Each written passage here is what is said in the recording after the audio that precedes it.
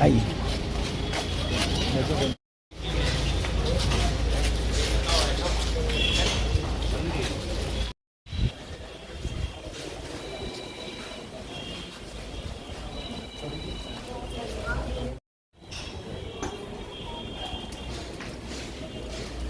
ओम भूर्भुवः ओम अग्नि ज्योति ज्योति अग्नि स्वाहा सूर्यो ज्योति ज्योति सूर्य स्वाहा अग्नि वर्ष ज्योति वर्ष स्वाहा ज्योति सूर्य सूर्यो ज्योति ही स्वाहा ओम माया सुवर्ते देवी त्रयक्षरी ब्रह्मवादी गायत्री श्रीसामाता ब्रह्मणोस्ते ओम यज्ञेन प्रजन्त देवस्तानि ब्रह्माणि मायाचलम देहनाकं में साध्या मुख्यमंत्री परम श्रद्धेय डॉक्टर रमन सिंह जी का हमारे विचार पर हो रहा है। जोरदार ताली बजाकर आप सब स्वागत करें, अभिनंदन करें। प्रदेश के भारतीय जनता पार्टी के राष्ट्रीय उपाध्यक्ष परम श्रद्धेय डॉक्टर साहब मेरे गायत्री परिवार की ओर से आपका स्वागत अभिनंदन। सर्वप्रथम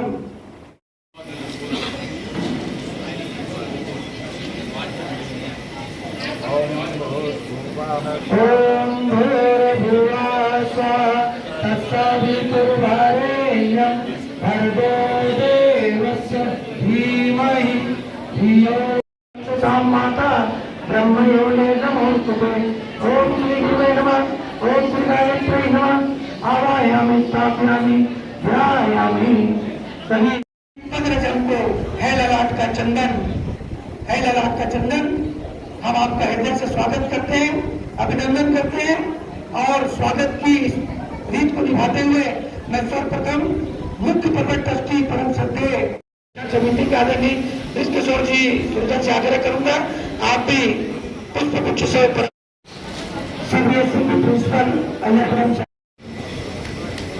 और हम सभी का अतिथि प्रोग्राम को पधारे स्वागत एवं स्वीकार आमंत्रण पर आप आए साहब होता के प्यार साधन कम भाव भी जो गायत्री शक्तिपीठ जो गुरुदेव के द्वारा स्थापित है उसका भी निर्माण चल रहा है। आप बुधिया चल के भी सुरज से आग्रह करूंगा, आप आए स्वागत में प्रदान देंगे।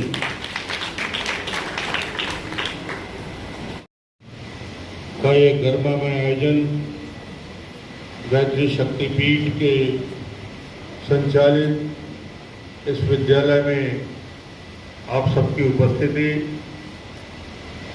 और मेरा भी सौभाग्य राजनांदगांव के विधायक के नाते एक अभियान में हम सब लगे हैं और ये अभियान इस देश के प्रधानमंत्री नरेंद्र मोदी जी का अभियान संपर्क से समर्थन 30 मई से 30 जून एक माह तक चलने वाले अभियान में समाज के सभी वर्गों से संपर्क करने का अभियान जारी है। बुद्धिजीवियों से, शिक्षाविदों से, चिकित्सकों से, वकालत करने वाले हमारे वकील साहबान से, व्यापारियों से, कृषि क्षेत्र में काम करने वाले कृषक बंधुओं से, हमारे माता बहनों से, युवा साथियों से, समाज के सभी वर्गों के। अभी मैं राजनांदगांव के डेंटल कॉलेज में बच्चों के बीच 1 घंटे रहा, वहाँ से युगांतर गया। ये सब हमारे राजनांदगांव के गौरवशाली संस्थान हैं और उससे भी महत्वपूर्ण राजनांदगांव में सबसे ज़्यादा दर्ज संख्या गुणवत्ता शिक्षा के साथ संस्कार लाने वाले इस विद्यापीठ में आकर मैं अपने आप को गौरवान्वित महसूस कर रहा हूँ।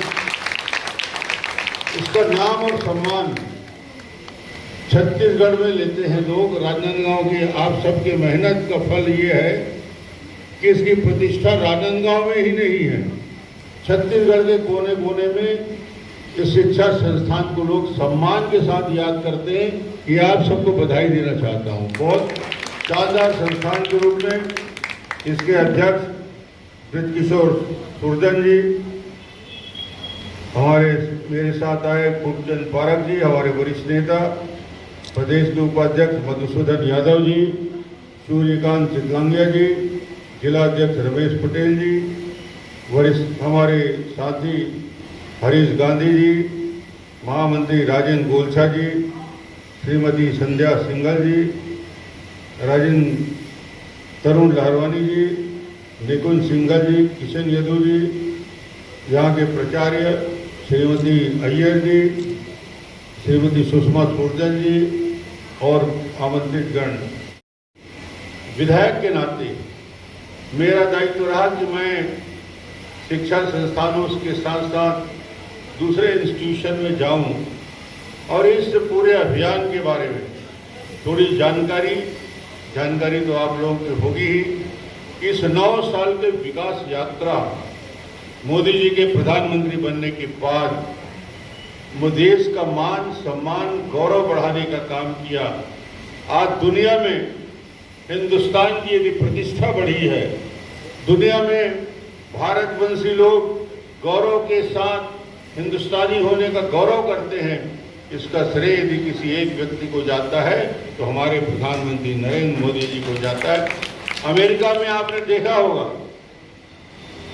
अमेरिका के जिस प्रकार भव्यता के साथ स्वागत किया गया, जिस प्रकार अमेरिका के संसद में वहां के लोकसभा के सांसदगण ऑटोग्राफ लेने के लिए दौड़ते रहे, राष्ट्रपति माननीय नरेंद्र मोदी जी के ऑटोग्राफ के लिए अपनी डायरी सामने कर देते हैं।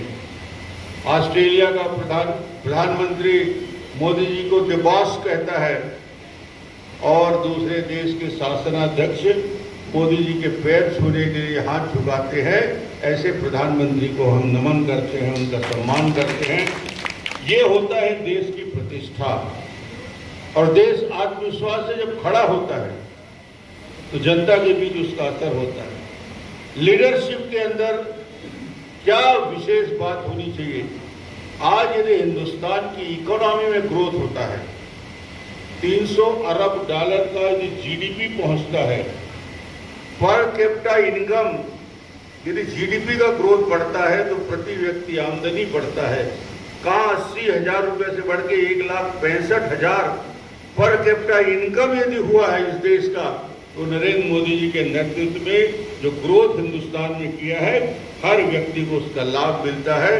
आज हिंदुस्तान में connectivity 80,000 kilometre national highway, 6 lakh गांवों को सड़कों से जोड़ने का काम माननीय मोदी जी ने किया। 11 लाख लोगों के लिए शुद्ध पेयजल की व्यवस्था की, 12 लाख शौचालय का निर्माण किया, 3 करोड़ 20 लाख आवास बनाने का काम नरेंद्र मोदी जी ने किया।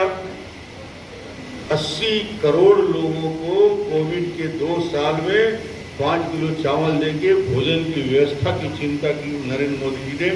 45 से 50 करोड़ जनधन के खाते खोले गए। ये टेक्निकल शब्द है। लोग पूछते हैं कि डीबीटी का फायदा क्या होता है? भाई, ये मोदी जी ने प्रमाणित किया। जिस बात की चिंता राहुल गांधी प्रधानमंत्री रहते हुए करते थे कि मैं 100 रुपया भेजता हूं तो 15 रुपया जाता है, मोदी जी ने कहा नहीं, 100 रुपया भेजूंगा तो 100 रुपया जाएगा हितग्राही के पास। ये है डायरेक्ट बेनिफिट ट्रांसफर। यदि 50 करोड़ खाते खुलते हैं तो डायरेक्ट बेनिफिट ट्रांसफर का लाभ मिलता है और 230 लाख करोड़ रुपया डीबीटी के माध्यम से सीधे बेनिफिशियरी को, जैसे 12 करोड़ लोग हैं किसान जिनको 6,000 रुपये साल में मिलता है, कि सीधा उनके खाते में जाता है। ऐसे ना जाने कितनी योजनाएं देश को जोड़ने वाली, देश को आगे बढ़ाने वाली। और सबसे बड़ी बात, जिस बात के लिए वर्षों तक संघर्ष किया, प्राणों की आहुति दी डॉक्टर श्यामा प्रसाद मुखर्जी ने, उस जम्मू और कश्मीर का मान सम्मान गौरव बढ़ाने का काम किया। एक देश में 2 विधान, 2 निशान, 2 प्रधान नहीं चलेंगे, ये नारा लंबे समय तक लगते रहे। मगर इस नारे को यथार्थ में 370 लागू करके यदि क्रियान्वयन करने की ताकत है तो नरेंद्र मोदी जी में है। इन्होंने 370 समाप्त किया, इस देश के अंदर ट्रिपल तलाक को समाप्त करने का काम किया। नरेंद्र मोदी जी ने और बड़ा काम किया, आस्था के प्रतीक चिन्ह, करोड़ों लोग जिसका भरोसा करते हैं, ऐसे भगवान राम जी की जन्मभूमि में भव्य मंदिर के निर्माण की कल्पना हमारे मन में थी। अयोध्या में कब मंदिर बनेगा, और उस सपना को साकार करने का काम यदि किसी ने किया तो नरेंद्र मोदी जी ने किया है, प्रधानमंत्री जी ने किया। ढेरों योजनाएं गिनाने की जरूरत नहीं, मैं तो उसमें से कुछ बातें ही आपको बताना चाह रहा हूँ। संपर्क से समर्थन का मतलब यही है कि लोगों के बीच जागरूकता है। हमारा राजनांदगांव विकास की दिशा में कैसे आगे बढ़ा।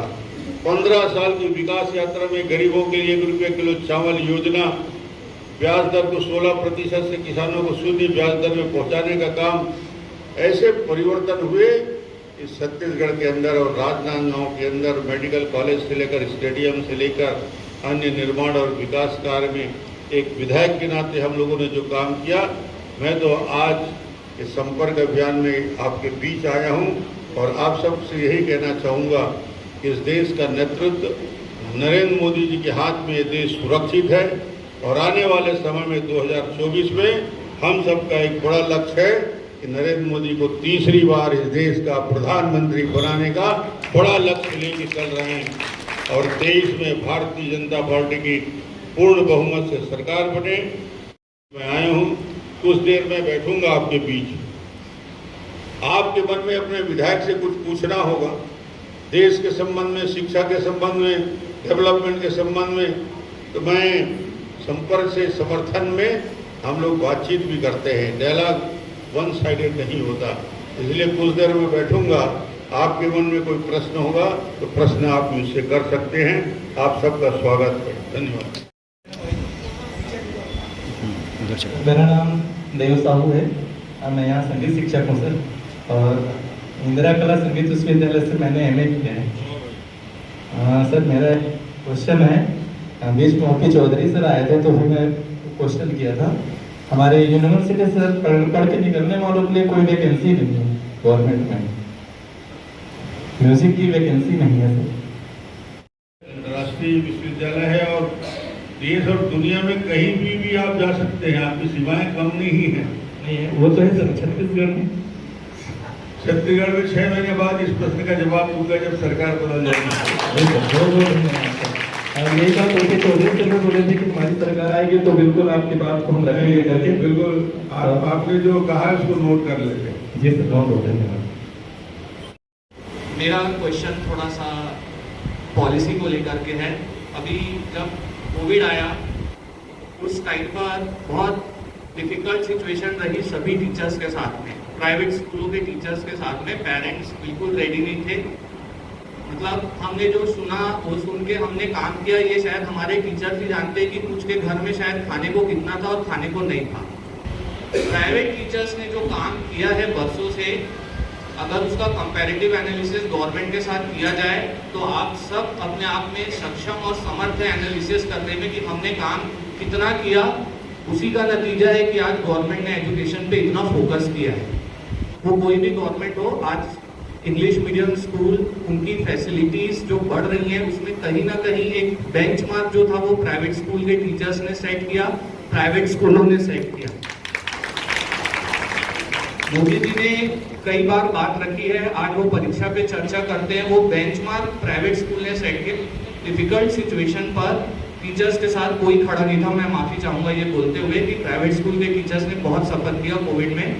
सर मेरी एक रिक्वेस्ट थी, क्योंकि आप समर्थन चाह रहे हैं, आप चर्चा चाह रहे हैं, तो ये मैनिफेस्टो में, चाहे वो आपका मैनिफेस्टो हो चाहे वो मोदी जी का मैनिफेस्टो हो, उसमें प्राइवेट टीचर्स के प्रोटेक्शन और वेलफेयर के लिए आप कोई ना कोई स्कीम जरूर बनाएं। ये आज तक नहीं हुआ है। ये टीचर्स वेलफेयर की, प्राइवेट स्कूल के टीचर्स वेलफेयर के लिए हम चाहते हैं कि होना चाहिए।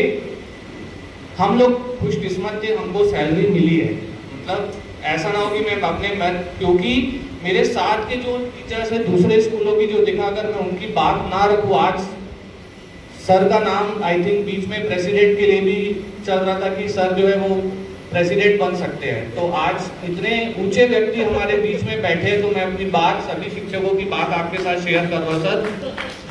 ऐसे समय पर वेलफेयर स्कीम होना चाहिए था, उसके लिए सर आप क्या कहना चाहेंगे?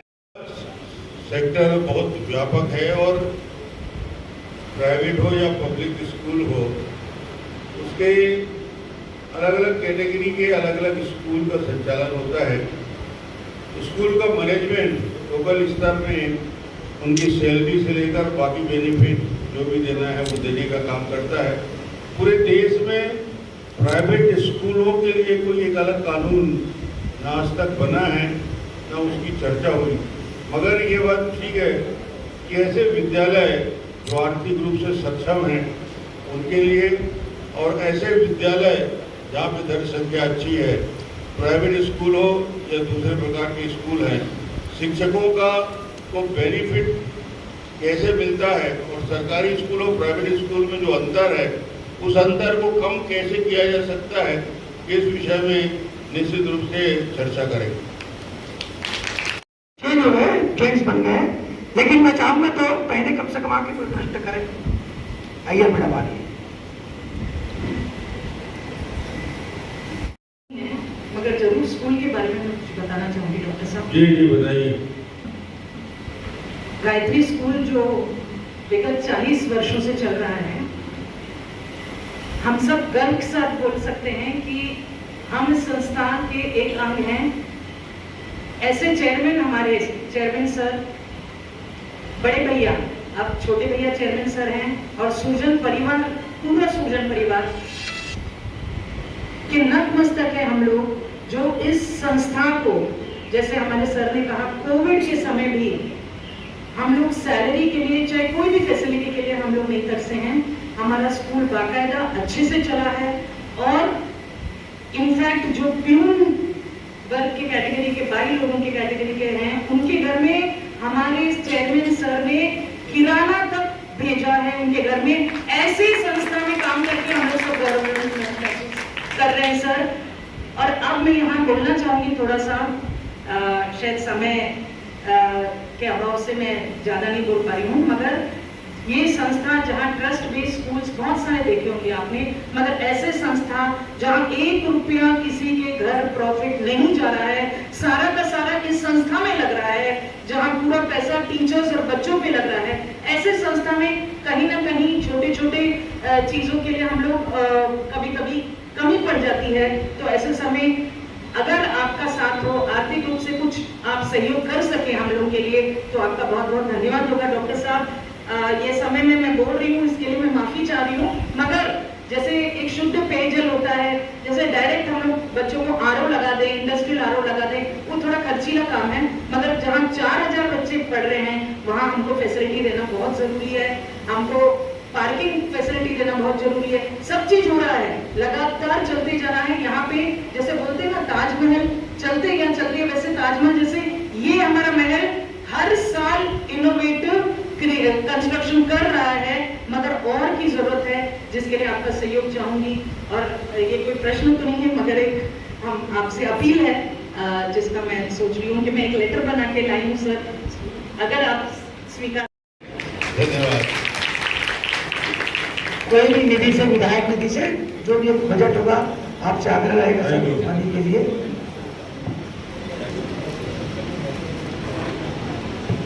और कोई प्रश्न के लिए तत्काल विधायक हिम्मत से जो अभी साल के आखिरी क्षण में हम लोग मिल रहे हैं, 5 लाख रुपए तत्काल। बहुत बहुत धन्यवाद डॉक्टर साहब। ये डॉक्टर साहब का ही मन था, जो डॉक्टर साहब का इसमें हमेशा इस गायत्री परिवार के साथ में, आज भी आपके 5 लाख रुपए का हमको सहयोग दिया। 902024 इस नंबर पर मिस्ड कॉल कर दीजिए। आपका भरपूर समर्थन और प्यार हमारे डॉक्टर साहब तक को, हमारी पार्टी को मिलेगा। इसी भावना के साथ पुनः आप सभी आए, हम स्वागत करें। आपने जो इसमें आशीर्वाद दिया, इस परिवार के हम आपका शुक्रिया अदा करते हैं। आइए मैडम, आइए आप भी।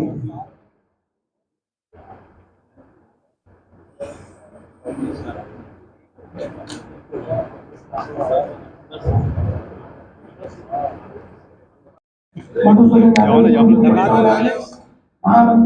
पार्षद जी सभी का स्वागत है।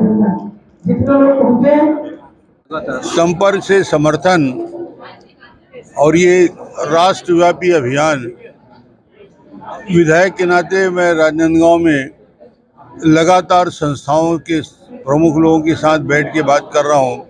पहले डेंटल और आयुर्वेदिक कॉलेज गया, फिर युगांतर गया, अभी गायत्री शक्तिपीठ के इस विद्यालय के प्रांगण में आया हूँ जहाँ 4000 बच्चे हैं।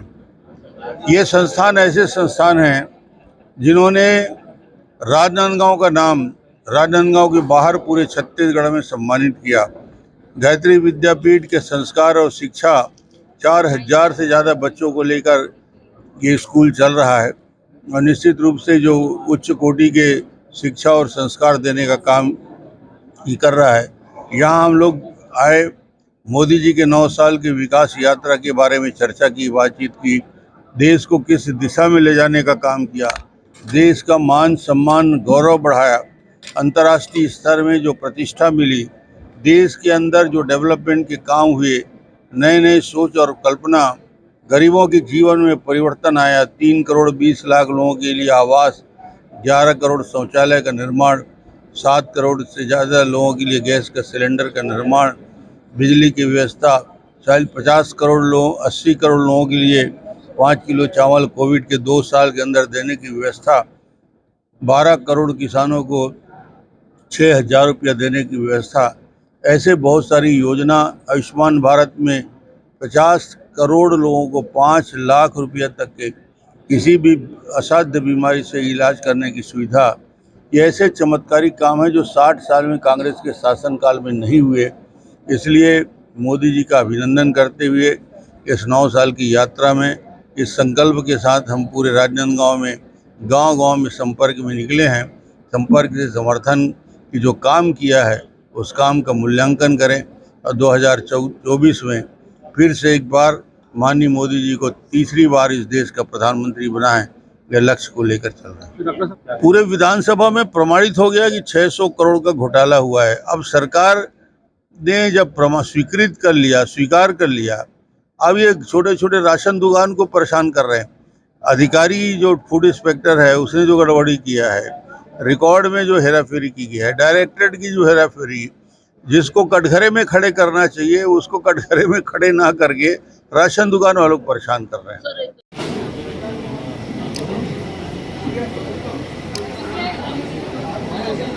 ठीक है, इधर सामने